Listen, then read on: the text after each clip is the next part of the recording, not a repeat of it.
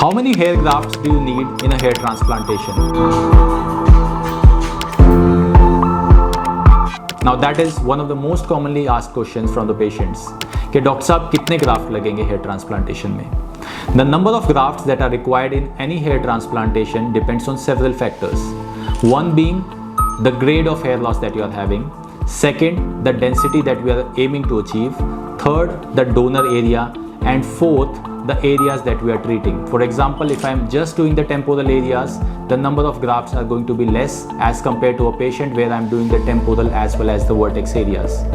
Donor area also plays a very important role, because let's say if your donor area is permitting me to take just maybe 4,000 or 5,000 graft, that becomes my upper limit. I cannot go for a hair transplantation where I am aiming for 7,000, 8,000 graft, because that is going to compromise the donor area.